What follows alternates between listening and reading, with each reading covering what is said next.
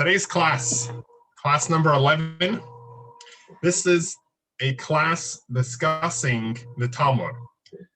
Just to clarify, the Talmud and the Gemara are both referring to the same book. The Talmud is the official name given. That's the name that's referring to the commentary on the Mishnah, which we discussed last week. The Gemara is the method that is used. We'll discuss that more elaborately later. And the Gemara is the common term used with those that study the Talmud. The phrase they use is to study Gemara. But it's both referring to the same text, which is, you would call second place. After the Bible, we have the Mishnah, which we discussed last week, and then comes the Talmud, which is the next big book in Judaism. And this class is going to explore what exactly the Talmud is, what's the methods it used, and we're going to have a little bit of a taste of taking out one part of the Talmud in order to see it for ourselves as to what the Talmud does with a law or with a verse. Let's begin over here on the top, and Caroline, if you'd like to read. Okay, lesson 11, Torah Expansion Pack, the Talmud's Elaboration. The Talmud is something we have all heard about, but can seem quite intimidating for many. Featuring cryptic text in ancient language and religious debate in outlandish topics, the Talmud can definitely seem unapproachable. Why is the Talmud the way it is? And what can it teach us besides for just Jewish law? Yeah. So we're also going to get into the discussion as to, is the Talmud a means to an end, or is it something on its own valuable? Many things we do are a means to an end, which you'll have that in your life, whether it's eating, sleeping, working, art, music, playing, or studying, depending on each person, what exactly they are trying to do.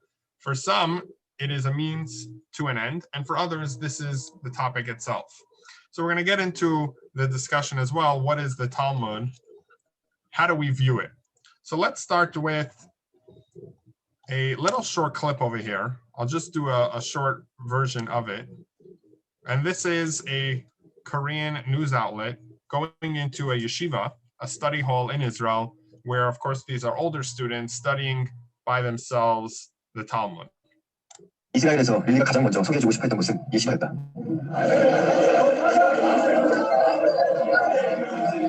예시바는 전 세계 유태인이 사는 곳이면 어디든지 있는 이들의 도서관이다. 도서관이라고 하기에는 믿기지 않을 만큼 시끄러운 곳으로 유태인 공부의 특징이 잘 살아있는 곳이다. I'm here at a library, although it's more of a unique place because it's a place where Jews study. And I'm going to take a look at how Jews actually use this unique study method. So let's go take a look together. 좌석 배치가 독특해서 어느 누구도 혼자 공부할 수 없는 구조다. 예시바의 유태인들은 두 명씩 짝을 이루어 큰 소리로 토론하고 있었다. So the first thing that I noticed in here is actually just the noise level. You know, you see a lot of people talking with each other and, having debates and conversations. And that's not something that you normally think of when you think of a library. I know that at Harvard, it's totally silent when people are studying. But here, people are talking and having conversations, and that's actually studying for them because, the Jewish method of learning isn't just about reading the text and memorizing the text. It's about engaging in a dialogue, not only with the text, but also with another person or several people to discuss it. And through this, you're able to develop your opinions and really, take the lessons from the text in a more meaningful manner. Okay, so we'll pause with that. Trivia question is, do you know that there's actually two Talmuds in Judaism? Talmud is the book that is discussing, learning the Jewish law from the Mishnah. There were actually two that were written doing the same thing, and they have slightly different methods. There's the Talmud that was written in Israel, which is called today Talmud Yerushalmi, Yerushalmi comes from the word Yerushalayim, because that's where it was written, in Jerusalem. So it's called in English the Jerusalem Talmud, which means the sages that were in the land of Israel, going back 1,500 and plus years ago, till about 1,800 years ago. What they compiled from their studying of the Mishnah, of the first book of Jewish law, they wrote it together and composed a book called Talmud Yerushalmi, the Jerusalem Talmud, or the Israel Talmud. In Babylonia, at the same time, and going slightly a few later years as well, the rabbis there had their way of dissecting the Talmud, their way of explaining it, of asking questions, and that is called Talmud Bavli, which means the Babylonian Talmud. The Talmud from Babylonia, which is in modern day Iraq, or it used to be called Bavel in the Hebrew language, like we have famous Psalm Al Naharot Bavel, on the rivers of Babylon. So there's two of them, but the most common one that's studied today is the Babylonian Talmud. There's constantly references made to Jerusalem Talmud, but because the Babylonian Talmud was made later, it has in it the ideas of the Jerusalem Talmud, plus it has more to it, and it's a lot more dissecting back and forth discussions than the Jerusalem Talmud, which was more straight to the point. So therefore today, the most common one studied is the Babylonian Talmud, and if there's a dispute between the Talmuds, in general, we follow the Babylonian one because it was made later. Therefore, it knows the information that was already discussed previously, and it's adding on to it. Plus, it's a lot more in detail. So let's start with this page, and Elia, if you'd like to read what is the Talmud, and then text number 1. What is the Talmud? In the previous lesson, we studied the structure and content of the Mishnah over the course of the next 300 years. Let me redo this. Over the course of the next 300 years, rabbis studied, analyzed, and argued about the Mishnah and much more. The contents of these 3 centuries of study were compiled into Talmud Bavli, published in Bavel, modern-day Iraq.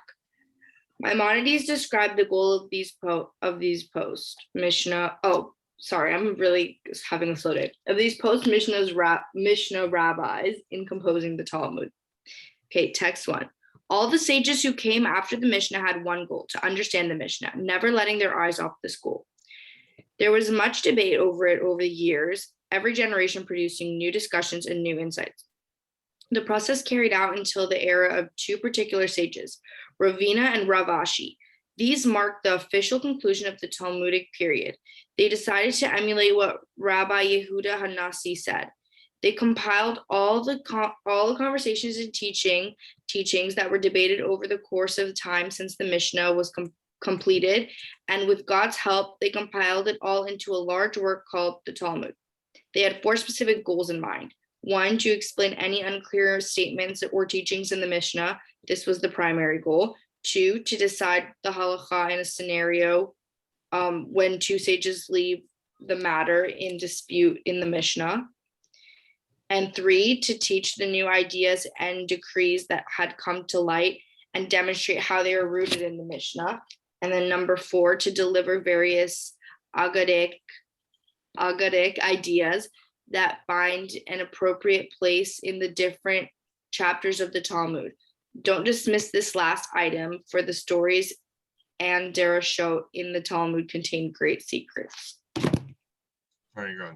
So if we were to list the 4 goals of the Talmud, according to Maimonides, so I'll scroll up here for a moment again.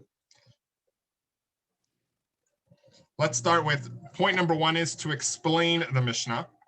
So the Talmud is there to explain the text of the Mishnah.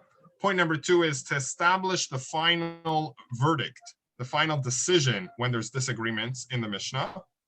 Point number 3 was to teach new ideas that came up, new decrees or new laws that came up between the closing of the Mishnah and the Talmud's times. And the 4th one is to include drashot, which is the Agadic interpretations, Agadic talks that are in the Talmud. These are more homiletic discussions, sometimes a story, sometimes an interesting encounter. It's a way of teaching where it's not just plain text, but also in a very easy, understandable, entertaining way. So it's not just there to distract someone like a commercial, but it's another way of giving over a great secret when it's not so much in a direct form, but rather in the form of a story or an example. So that is the way Maimonides puts what's the Gemara or the Talmud. So we'll have over here actually, we'll read from another text from Rashi, which is one of the foremost commentaries as well, living about 850 years ago in France. He gives another short way to describe what the Gemara is. And just again, to clarify, the Talmud is the official name, and it's also what's referring to the Mishnah and the Gemara, which means the previous text, which is short, precise, and accurate. And it includes also the Gemara, which Gemara is what the later generations expounded, what they gave final verdicts, what they explained from the Mishnah, like we had the 4 points before. So the Talmud includes both. When we say Gemara alone, Gemara includes just what the later sages have taught, explaining the Mishnah. But modern day, a lot of, in a yeshiva, when they say Gemara, they usually refer to both of them. So the words are interchangeable. The more common one for those that are studying it is Gemara. The more academic term is more the Talmud. Okay, let's read Rashi's way of describing what the Talmud is. And Sheila, if you'd like to read from the highlighted words and then text number 2.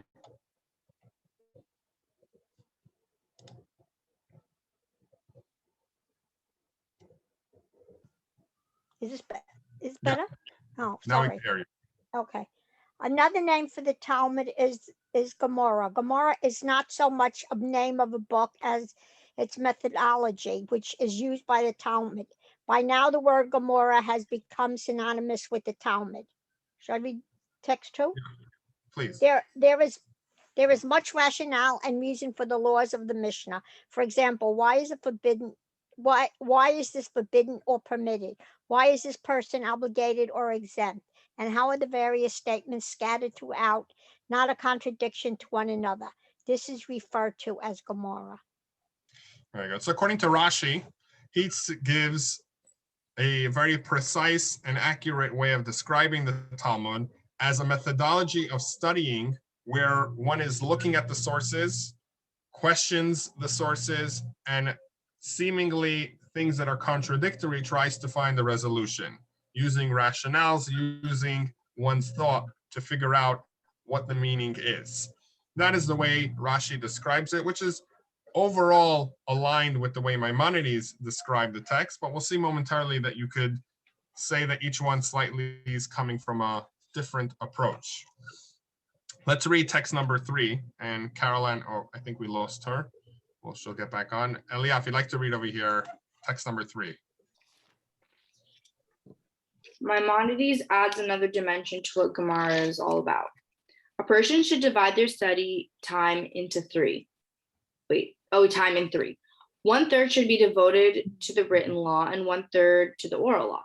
The final third should be devoted to understanding and conceptualizing where each idea comes from and how different ideas are compared to one another. One should try to understand the Torah based on the principles of biblical exegesis. Can't say that word, until they appreciate the true nature of those principles and how the prohibitions and other decisions which one received according to the oral tradition can be derived using them. This later topic is called Gemara.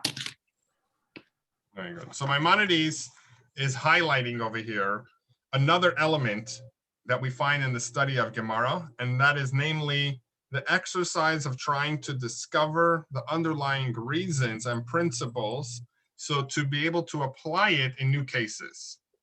So this is where you can find slightly a difference between Rashi, which we had in text number 2, and then the Maimonides, which was text number 1 and 3, the same author.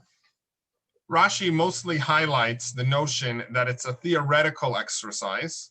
It's understanding the sources and reasons, not so much exclusively to find out the future, but Maimonides places a larger emphasis on the practical, explaining that the Talmud is, in order to know the halachot, the laws in our case, therefore we have the Talmud. But overall, we would say that these are both, they're both on the same lines, that the Talmud is there to explain the Mishnah, explain the sources, and go into greater detail. Let's read summary for section number 1. And Sheila, if you'd like to read. We have covered big idea number 1. The Talmud expounds upon, explores, and interprets the Mishnah. In the following section, we will explore big idea number 2. Okay, right. So big idea number 1 was clear. Let's move on to section number 2. And Elia, if you'd like to read the introduction for section 2. The underlying principles of Talmudic study. The Talmud is less a book of straight law and more of an ongoing discussion that invites the reader to dive in, engage, and then continue the conversation on their own. Very good. So to explain what we're going to go through over here, think of it in class. Elia, will ask you this question. You just read this part. Give us a subject that you love the most. Which subject do you like the best? English. Okay. Now, in the subject of English, how much would you say of the lesson or the fact that you like the subject is spent listening to your teacher, and how much is spent actively thinking on your own?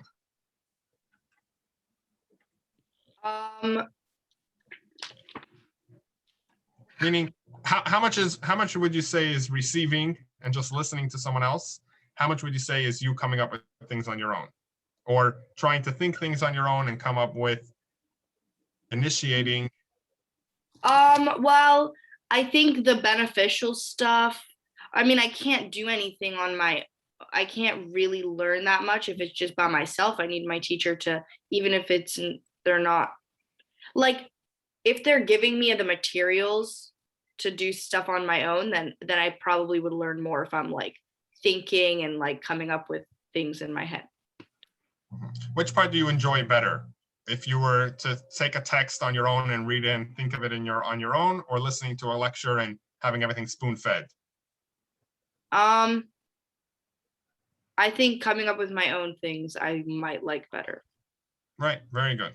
So a lot of classes were aligned with the sense of the teacher knows the answers, just listen to the teacher nonstop and you'll have all the information.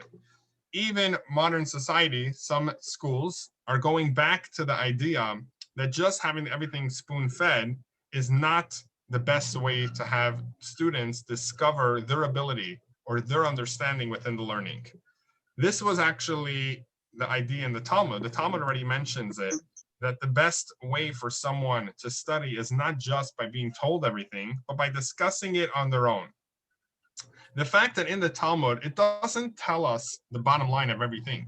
Even a thought that was brought up that was completely disputed, the Talmud still puts in there. And one might ask themselves, why would you study disputed thoughts, meaning ideas that someone brought up but were proved later on to not be correct? Why would you study it? And the answer is because it wants to teach you how to approach a subject, which ideas you could bring up, and how to disprove some of the ideas that you think might work. But then if you see how the Talmud disproves it, you'll know in your own subject how to use the same thought process. Let's read over here it's somewhat of a joke, but someone gives up the idea of the Talmud. And Sheila, if you'd like to read this. An aspiring student comes to his rabbi and pleads, "Please teach me the Talmud, Rabbi. I am sorry, but you just don't have the abilities." Student, "Please give me a chance, test my abilities." Rabbi, "Okay, 2 chimney sweeps come down the chimney. One comes out black and the other white. Which will wash himself?" The student, "Why, the black one, of course." Rabbi, "That is incorrect. You see, the black one will look at the white one and think he is clean, but the white one will look at the black one and think he is dirty." Student, "Okay, one more chance." Okay, 2 chimney sweeps come down the chimney. One comes out black, the other white. Which will wash himself? The white one. "That is incorrect. Both will wash. You see, the The white one will look at the black one and think he is dirty and begin washing himself. The black one will see the white one washing himself and will conclude that he must be dirty. Okay, just one more chance. Okay. Yeah, you're over here. Oh, yeah, oh, yeah. You moved it. Okay. Okay, two chimney sweeps come down the chimney. One comes out black, the other white. Which will wash himself? None. That is incorrect. How can two people come down the same chimney and one emerges clean while the other emerges dirty? Hey, that's not fair. I thought that was an axiom. You established that as part of the case. Exactly, but you cannot accept anything. You must challenge each and every assertion. Student, okay, got it. Now, please, just one last final chance. Rabbi, okay, two chimney sweeps come down the chimney. One comes out black, the other white. Which will wash himself? Student, that's impossible. Why impossible? The first sweep comes down and collects all the soot, leaving the chimney clean for the second. Student, okay, I give up. I guess I'm not ready after all. But Rabbi, please tell me, when will I have my first Talmud class? You just did. Yeah, so this is a joke. It's of course not a real discussion in the Talmud. However, it's trying to bring up the idea that to really understand something, one has to be able to debate it, to disagree, to have false starts and go on to tangents and then question the starting factor of saying, is this an axiom or is this something that's debatable? Who decided that this is even the case in the first place? So the Talmud celebrates the ability to ask tough questions and the process of raising, then evaluating, and then often rejecting suggested answers. And it's all kept inside. We don't say, well, once we raised all the incorrect answers and we got to the correct one, let's just delete everything that's incorrect. The Talmud keeps it inside because this is how it teaches us to dissect a conversation, dissect the law, dissect a verse. Let's look over here at text number 4. And Caroline, if you'd like to read this. Yeah, my internet's back on. This feature of Talmud Bavli was succinctly summarized by Rabbi Dov Liesner for a news piece regarding the popularity of Talmud Bavli. The Talmud is really about the conversation, and the conversation never ends. It is a distillation, not just of oral law, but also the debates and disagreements about those laws, with different rabbinic sources occupying a different space on the Talmudic page. Mixed in with it are the folk stories and jokes. Celebrating, okay, sorry. No, that's fine. Yeah, you can read that. Celebrating debate. This process of questions, answers, debates, proof, and rejections, all in the spirit of the pursuit of truth, humility, intellectual honesty, are key features of the Talmud. In a variety of places, the Talmud itself extols this form of study. In the following passage, the Talmud celebrates the fact that study partners act like enemies at war, while arguing for their perspective, but ultimately walk away from the study sessions with a renewed sense of love due to their joint pursuit of God's truth. Yeah, very good. So before we get to text 5, what the class is getting onto here is an additional point. Besides for discussing what it is that the Talmud is trying to do, and it encourages debate, it encourages one to look into the sources. It says it's never done in a way of proving you're right and the other person's wrong. It's not done in a personal attack where, unlike today's political arena, if one wants to know what it looks like, if we look at today's stage, whether it's in the House or in the Senate or in all of these fields where one is in it partially also for their own success, it turns into a heated debate where it becomes personal. The Talmud never turns into that level because we're here not to prove myself better than you, but I'm here to look for the truth. And if I could get the truth from you, I'm just as happy. It doesn't have to come from me. Let's read a beautiful video over here. We'll watch a beautiful video about this idea, which gives us 4 lessons that the commentaries tell us one can learn from the Talmud as to how one can have a debate. And as the saying goes, marriage therapists say this, a good marriage they used to think is one that doesn't debate. Now they realize a good marriage is one that people know how to debate, how to have a discussion, how to have a disagreement.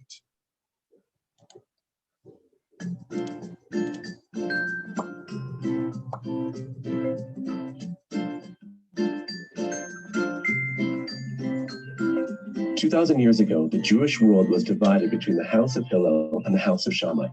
They seemed to disagree about everything. How to celebrate the holidays, who can marry whom, what foods can be eaten, how do we speak with people, whom do we allow into our schools, and of course, who's right?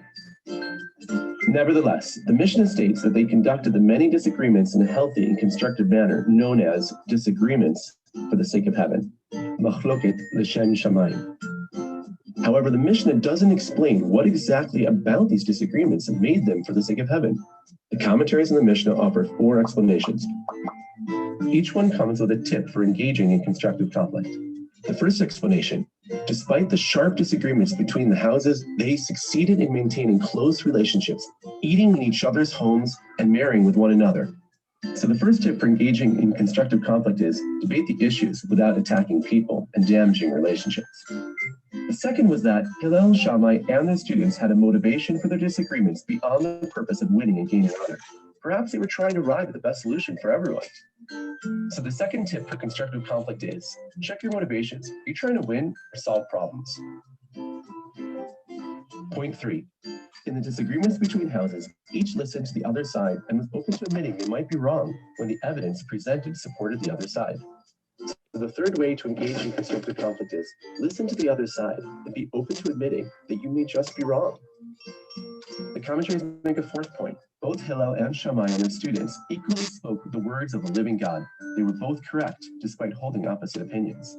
So the fourth tip for managing conflicts constructively is consider that you both might be right, even though you hold opposite positions. This was how Hillel and Shammai managed their disagreements 2,000 years ago.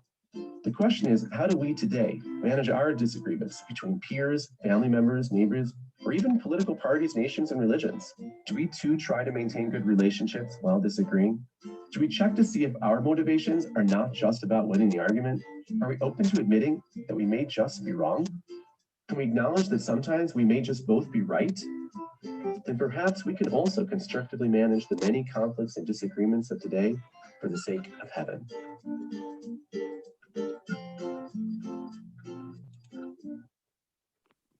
Beautiful. So these are 4 lessons that one can learn about respecting the other and possibly seeing their view, agreeing that they're right, pursuing the truth, and being willing to say, you know what, we might both be right, and there's no correct one version. Each of us can have our opinion, and it could be correct. Let's read text number 5, which goes through exactly this point, how a dispute doesn't mean you hate the other person. It could seem like you hate them, but ultimately you love them, and it's done in a positive way. Elia, if you'd like to read text number 5. The Gemara asks, what is the meaning of the phrase enemies in the gate with regard to Torah study? Rabbi Chia bar Abba, even a father and his son, or a rabbi and his student. Oh, this is what he says. Oh, I forgot to, okay. Rabbi Chia bar Abba says, even a father and his son, or a rabbi and his student who are engaged in Torah together in one gate become enemies with each other due to the intensity of their studies. But they do not leave there until they love each other, as it is stated in the verse discussing the places that the Jewish people engaged in battle in the wilderness. Therefore, it is said in the book of the wars of God, Vahev and Sufa and the valleys of Arnon. The word Vahev is interpreted as related to the word for love, ahava. Additionally, do not read this as besufa in Sufa. Rather, read it as at its end, besofa. In the conclusion of their disputes, they are beloved to each other. Very good. So that's the point it's trying to bring out, that even if they appear to be enemies in the beginning, ultimately they should be loving each other at the end, which tells one, if you see a dispute, even if it's officially for the sake of heaven, but they continue hating each other, tells you that this is not a proper dispute. Because if it was a proper dispute, it's okay to have different opinions, but ultimately you have to love each other. If you don't, then you have to check your drive as to what's making you argue with the other person. There's a beautiful story the Talmud gives to bring out this point. Rabbi Yochanan was a brother-in-law to Reish Lakish, two of the greatest sages. And at some point, it's a lengthy story as to why, but his student slash brother-in-law slash friend, Reish Lakish, passed away. And Rabbi Yochanan felt that he wasn't the same anymore. He felt that he lost a great student, but also someone that challenged him. He understood that a good teacher is not someone that has students that could repeat everything that he says, but a student that can challenge and question respectfully and humbly what the teacher is saying, not for the purpose of showing I'm smarter or I caught you on a mistake, but for the purpose of trying to reach the ultimate truth. Let's read, we're going to skip this rap, which says the whole story, but let's read the text over here in text number 6. This is the story on the Talmud. Again, it's a longer story. This just cuts in the middle once his brother-in-law, which was also a student, passed away. And it describes the anguish that he had of missing a great questioner, someone that would always keep him on his toes. And Sheila, if you'd like to read text number 6. When Rabbi Shimon ben Resh Lakish died, Rabbi Yochanan was sorely pained over his loss. The rabbi said, "Who will go to calm Rabbi Yochanan's mind and comfort him over his loss?"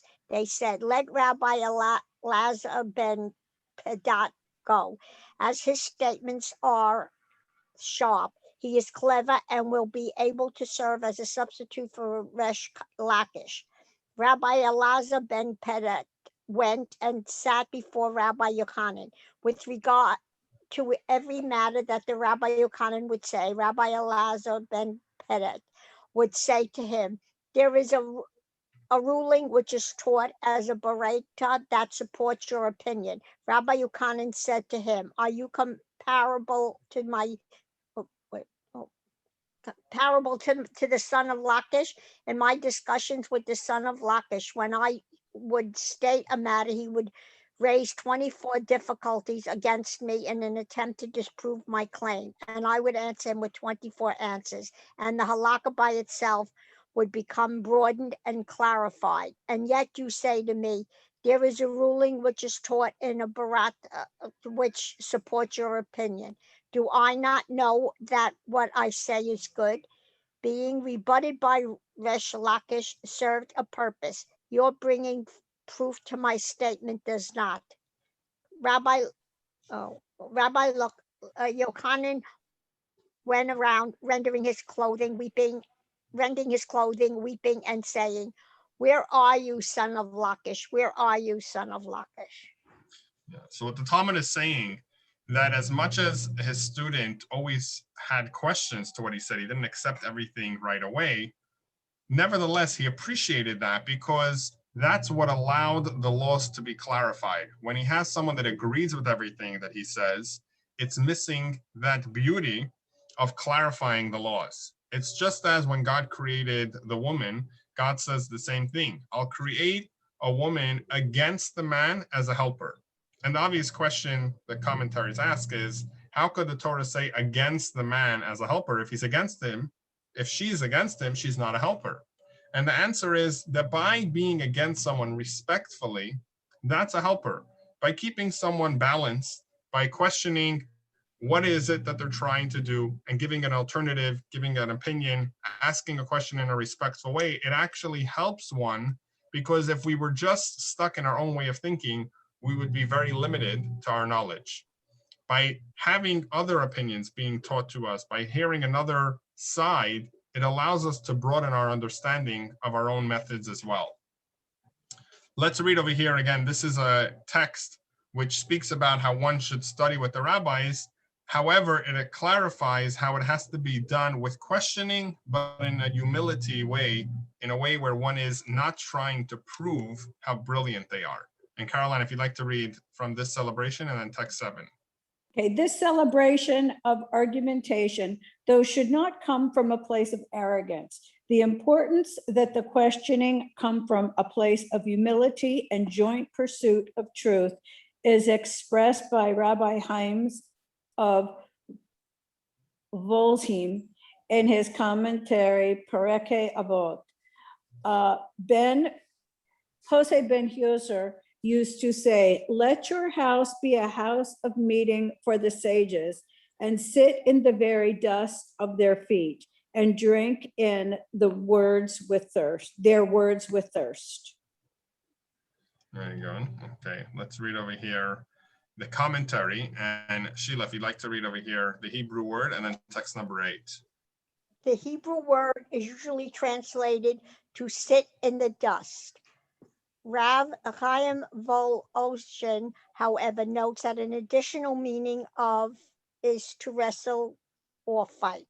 Rabbi Chaim of Voloshin, Rosh Chaim to Avad Adla. We are also granted permission to wrestle with our teachers and engage them in verbal battles and to answer their questions. One should not simply defer to them, rather one should love and pursue the truth. Nevertheless, the student should be careful to not speak with haughtiness or arrogance when he finds a place to argue with his teacher, and to imagine to himself that he is as great as his teacher. Rather, he should know in his heart that in many instances, he is simply not understanding the words of his teacher. Therefore, he should behave with humility and say, "I am not worthy, but this is Torah and I need to study it, and therefore I have a question." This is what is meant when one should wrestle with them, but on condition that it is at the dust of their feet, meaning to say with humility. Very good. So this is what's common practice in yeshivas, where one is studying the Talmud. One has to understand that there's a teacher that's giving over the lesson, and yet their job is to wrestle, but in a respectful way, understanding where you're coming from. It's not in a sense of I know better, but rather I want to understand the text. So this is explaining an additional, besides for the literal meaning of this Mishnah, that one should sit by their feet, which was back in the day, of course, everybody had dust in their homes. So it's saying to be humble and listen to what the teachers are saying. It also has an additional connotation of battling in a respectful manner in order to understand the text better. So let's read just that last one, Elia, if you'd like to read by combining. Sorry, I couldn't hear for like 5 minutes, so I don't know what happened. But I'm back. Just the last part. Yes. By combining the two translations of wrestling and at the dust of their feet, we emerge with the notion of a student empowered to vigorously debate his teacher in the pursuit of truth, but with the profound humility to match. Very good. Okay. Let's read now another point of studying the Talmud. Besides for the debating aspect, the Talmud strongly recommends that one study in pairs. One studies with others because it sharpens their mind. It allows them to be better at understanding. And Caroline, if you'd like to read. Studying together, not in solitude. The model of learning leads directly to a very loud and boisterous Bet Midrash, in which everyone learns in pairs or small groups. The Talmud extols the virtues of learning with a study partner over solidarity study. Rabbi Ham, son of Rabbi Chaina, said, what is the meaning of that which is written? Iron sharpens iron. So a man sharpens the countenance of his friend. Proverbs 27:17. This verse comes to tell you that just with these iron implements, one sharpens the other when they are rubbed against each other. So too, when Torah scholars study together, they sharpen one another in Hakalah. Rabba Bar Hana said, what are matters of Torah compared to fire? As it is stated, it is not my word like fire, says God, Jeremiah 29:20, to tell you, just as fire does not ignite a lone stick of wood, but in a pile of kindling, so too, matters of the Torah are not retained and understood properly by a lone scholar who studies by himself, but by a group of sages. Very good. So the Talmud gives the example of sharpening a knife. If we use that simple example that we all have, you use a metal sharpener in order to sharpen a knife, metal on metal. Or if you want to start a fire, one has to use 2 stones, or one has to use a matchbox with the match in order to kindle it. So too, the sages enlighten each other as a team together. Here you have actually an interesting article. I'll just tell it to you outside. You can read it later on the video.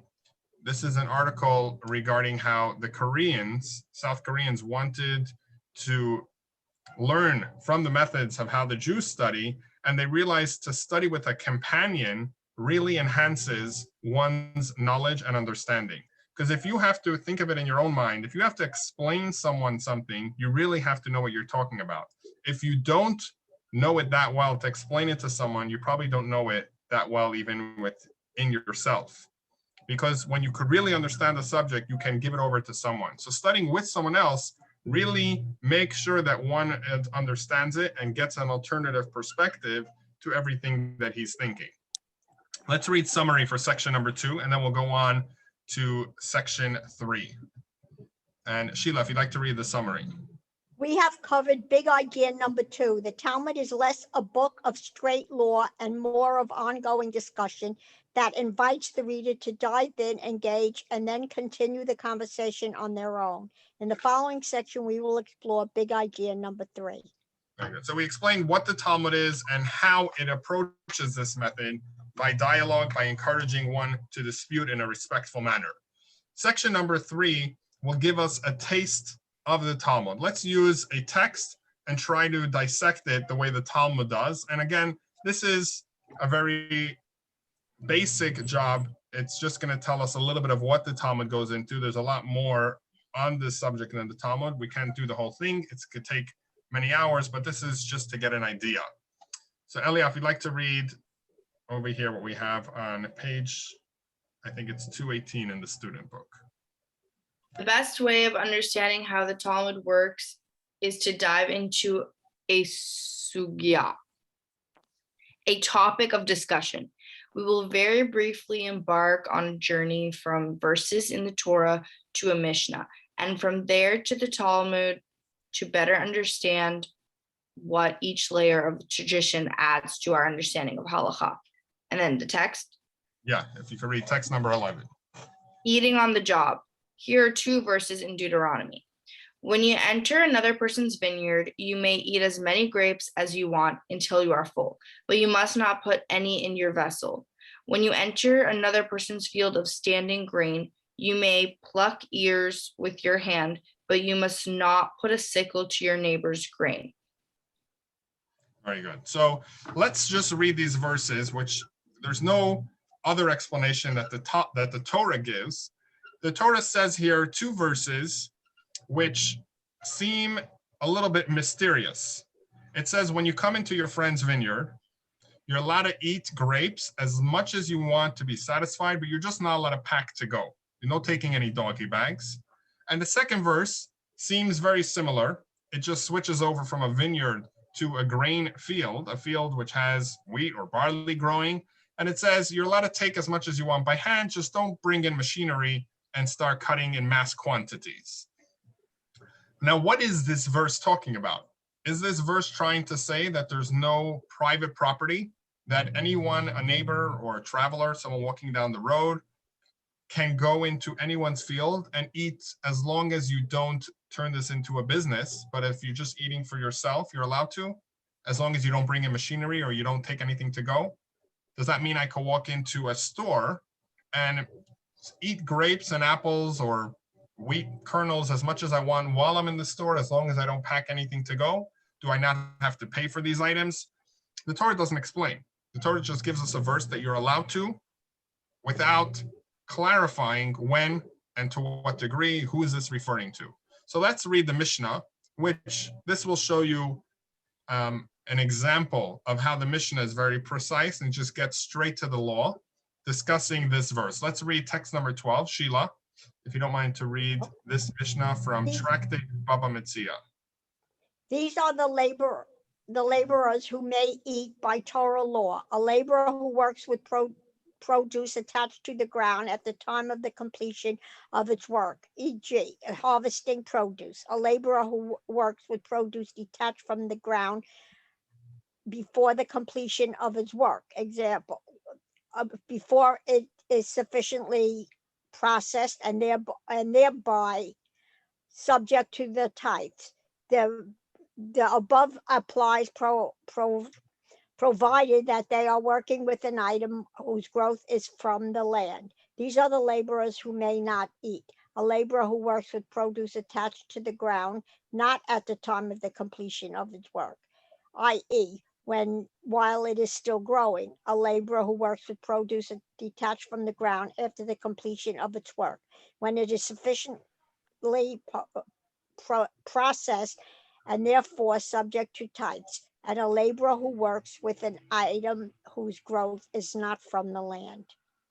Very good. So the Mishnah takes this verse and it says, notice the examples that the verse gives. It says, when one comes become us, which is referring to a field that's fully grown. And both examples are referring to produce that grows from the ground and things that are ready to eat. That is when one is allowed. Who is it referring to? The Mishnah explains not clearly. We're going to have the Talmud's going to discuss where we know this from. It's referring to an employee, someone that comes to work in your field. While he is working there, he is allowed to eat from the field, as long as he doesn't come in with large machinery and start taking it to go or giving it to others by selling it. That is a problem. But if he's just eating for himself while he's working in the field, he's allowed to. And the Mishnah clarifies this is only referring to when you go to a field and it's ready, meaning that it's fully grown on the ground. It's not that you're coming to a field that they just planted the seeds and you're starting to snatch seeds out of the ground to eat. You're taking away from what the farmer, the owner, is planting in the ground. You can only eat once the food is fully grown. However, you cannot eat once it was harvested and fully processed, ready to be sold, because by then you have to already give certain gifts to the poor, to the priest, to the temple, to God. So there's a narrow frame from when the food is fully ready, grown, but still connected to the ground, until you cut it and it's not yet ready to be sold or dealt with. In that period, one can eat it as long as it is produce from the ground. If you're dealing in a meat factory and you're slaughtering cows the whole day, you don't have a right to take a few pieces of steak and make yourself a grilled sandwich during your lunch break, because the meat doesn't belong to you. However, if you are plucking grapes, you're cutting down in a vineyard grapes, or you're plowing in a field, you can take from those produce because it grows from the ground.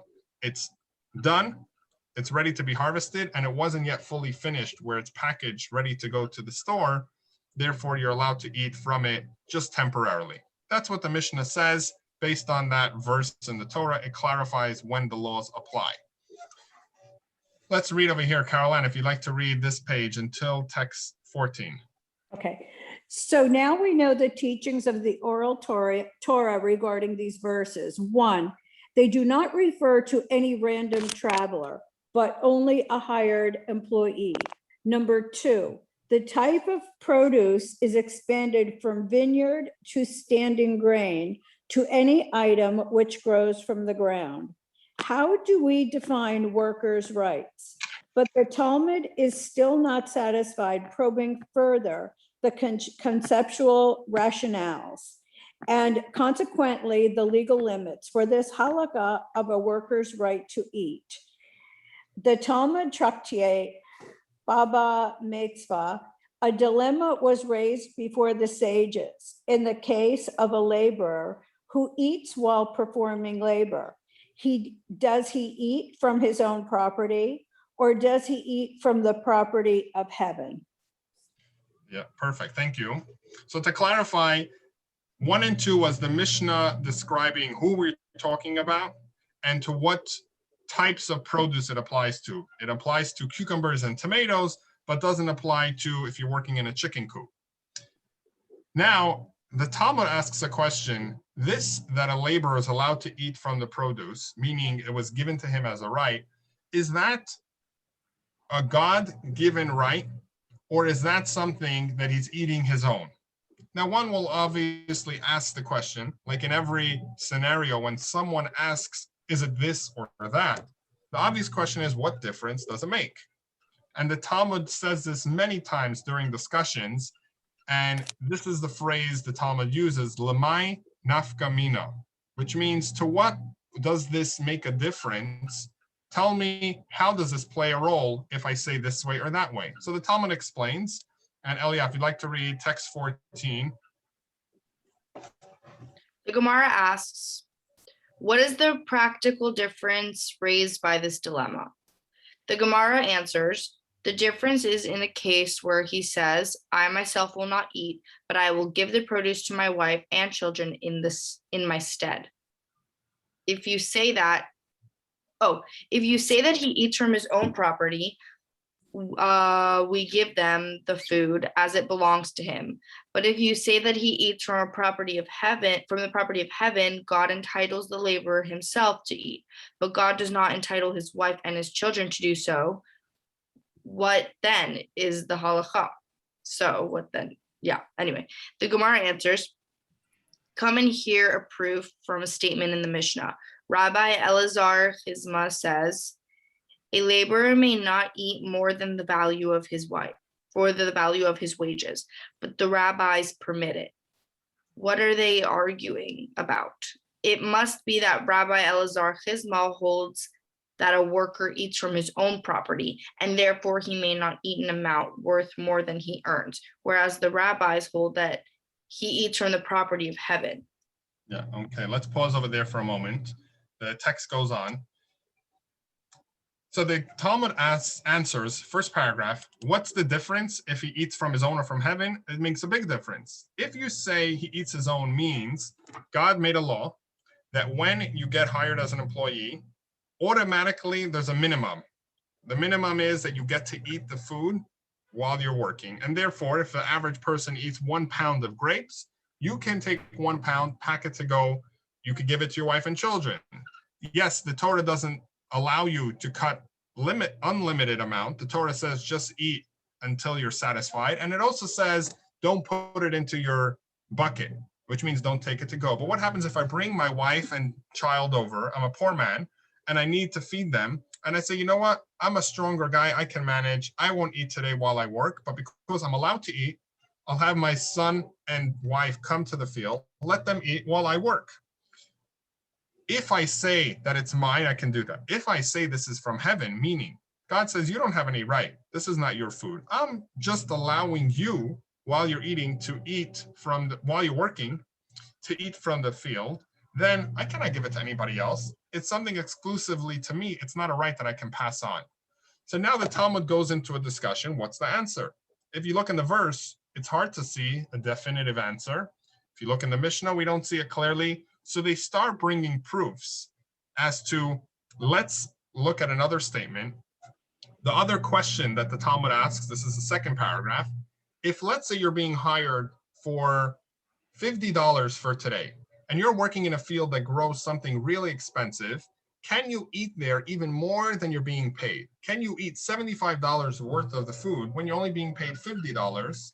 Or can the owner say, listen, this is a really expensive food. I cannot have you eating so much that it's even more than your value of the work that you're being paid for. This is like a robbery. So the Talmud has this discussion. Let's say that one is correlated to the other.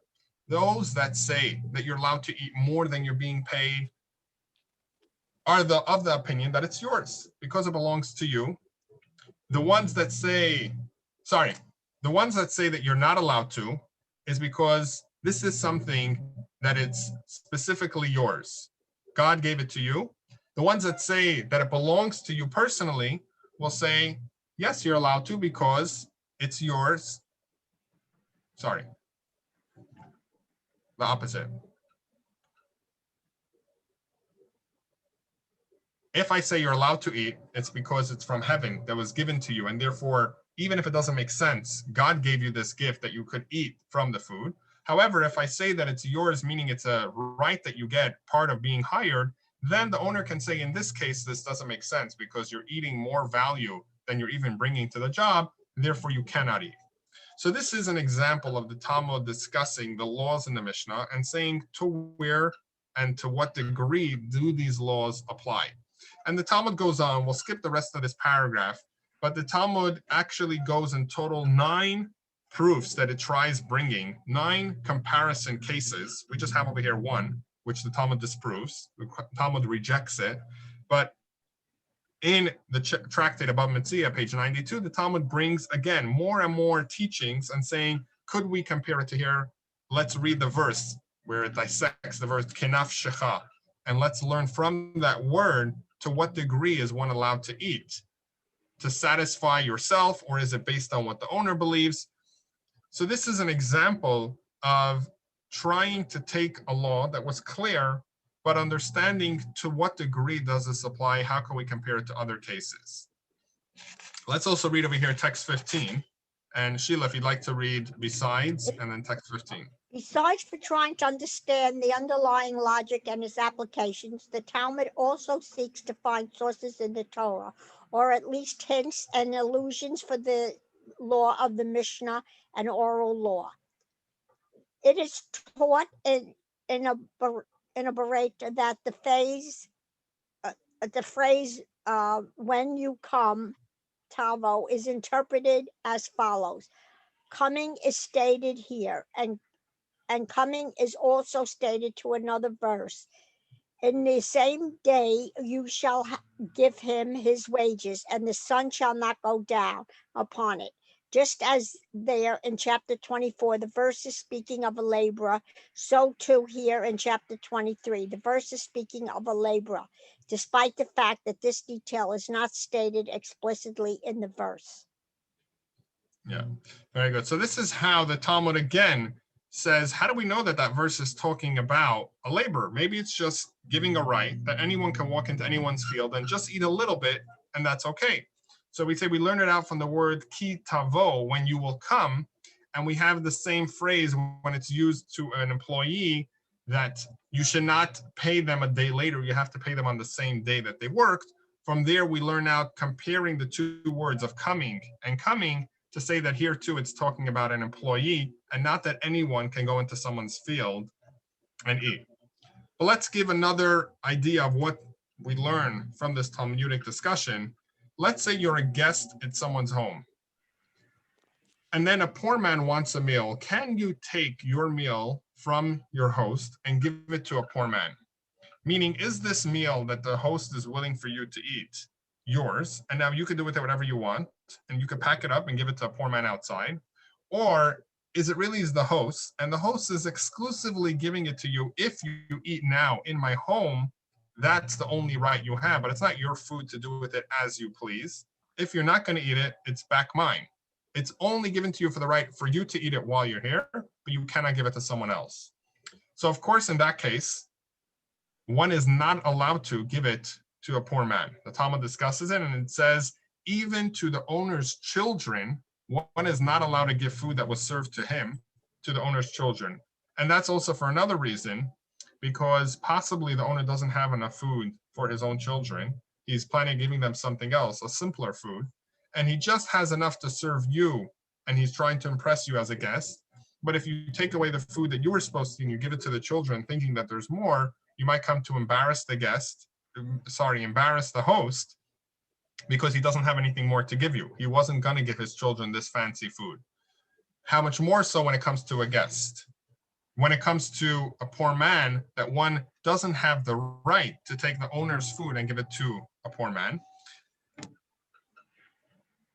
That question rolls into the employee. Is the employee someone that has the right to the food, unlike a guest, where he cannot do with the food as he wants? Do we say an employee can do with the food as he wants, and he can give it to his children? Or do we say he cannot because he's like a guest that only has the right while he's there? So that's the discussion. The Talmud continues going on in the sugya, which means sugya is a section discussing a specific subject, as to what is the answer in this case. And sometimes the Talmud will give both sides of the coin without coming to a final verdict. Jewish law later on will discuss, the Shulchan Aruch will come to a final verdict, and sometimes there might be different opinions. However, the Talmud is trying to teach one how to learn from the verses of the Torah laws in cases that come about in their day-to-day lives. Let's read over here, Caroline, if you'd like to read this text, grappling, and then text 16.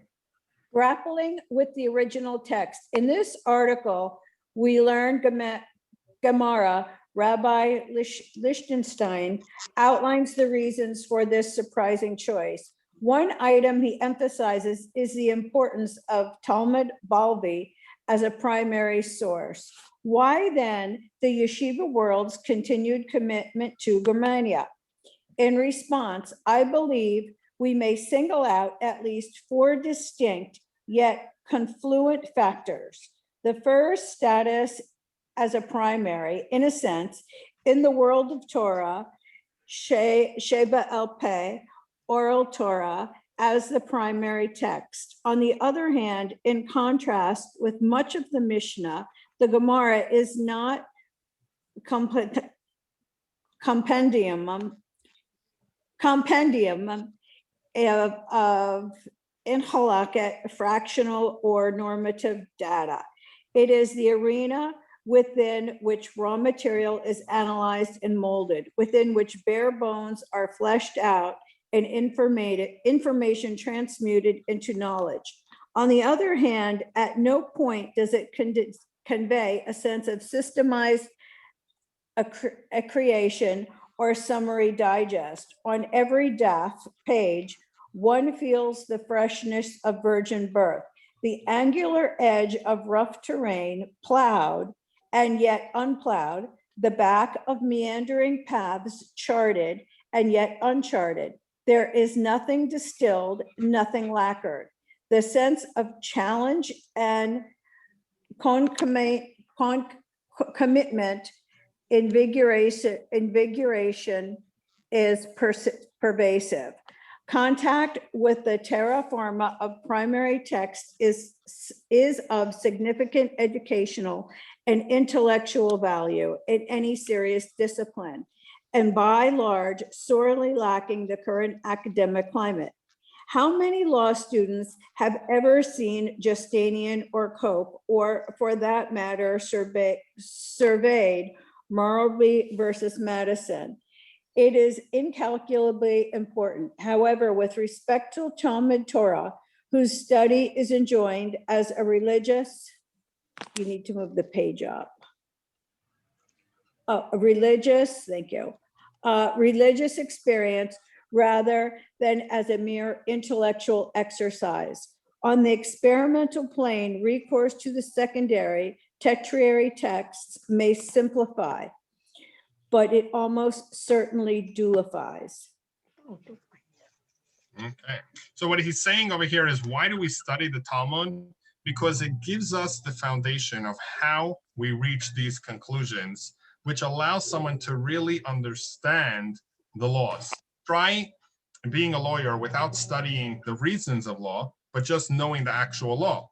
Every lawyer, first thing he wants to do is study all the details of the law, why we came to this conclusion, in order to understand where it applies and when it could apply, and how I can prove it does not apply in the case of my client.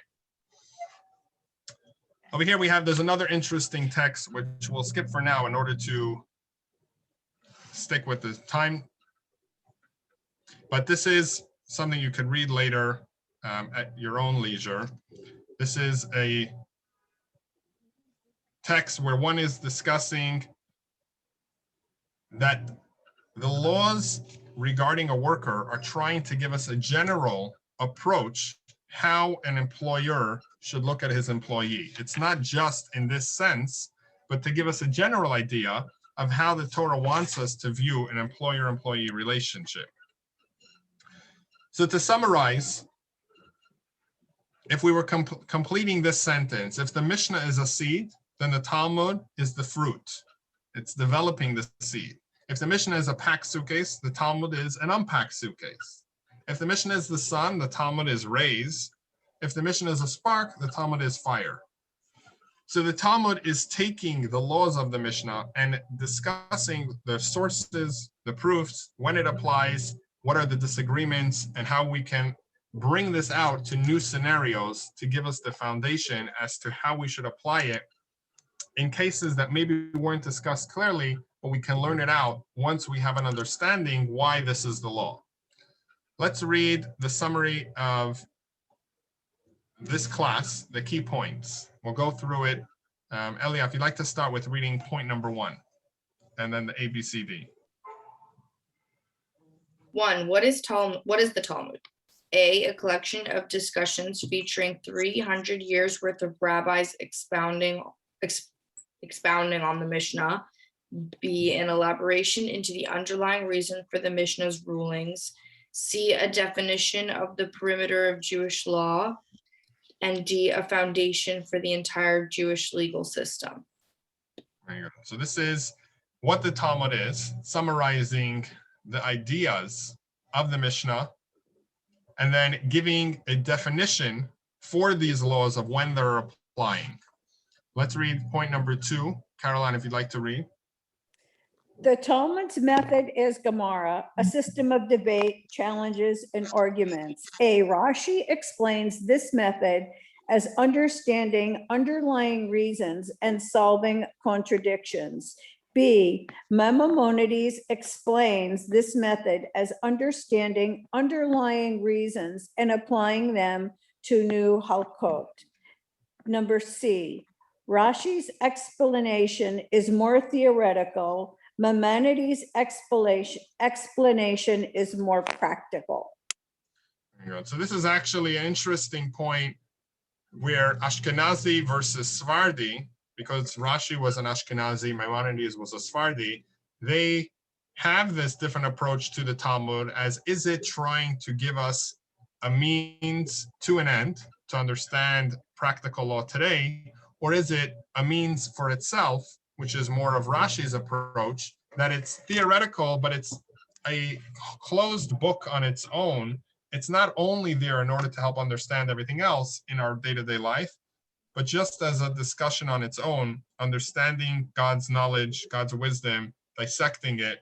That's the way Rashi approaches it. But of course, they both interchange and agree with each other. It's more of a, what's the focus of the Talmud? Point number 3, Sheila, if you'd like to read. Some see Talmud as a means to an end, and some see it as an end in itself. It offers practical applications of these above mentioned reasons in the Mishnah. B, it seeks sources, hints, and allusions to the written Torah for the laws of the Mishnah, the oral Torah. C, by exploring the meaning of the laws, the Talmud also allows its laws to spill over into other areas of thought and action, philosophy, etc. Very good. And point number 4, Elia, if you'd like to read that. The Talmud is a celebration of disagreement. A, it values challenges of intellectual honesty, not arrogance. And B, a typical Talmudic study hall will be noisy with study partners debating and challenging each other in a quest for truth. Beautiful. Okay, with that, we conclude the class on the study of Talmud. And we hope to see you all again next week. Wishing you all the best and enjoy the rest of your best. weekend. I'll Thank be you, Rabbi. watching you from Pennsylvania in the mountains. It'll be 6 o'clock in the evening, my time. I'll be on Sheila's time next week. Beautiful. Looking forward. Yeah. Thank you. Bye. Bye. Thank you. Bye-bye.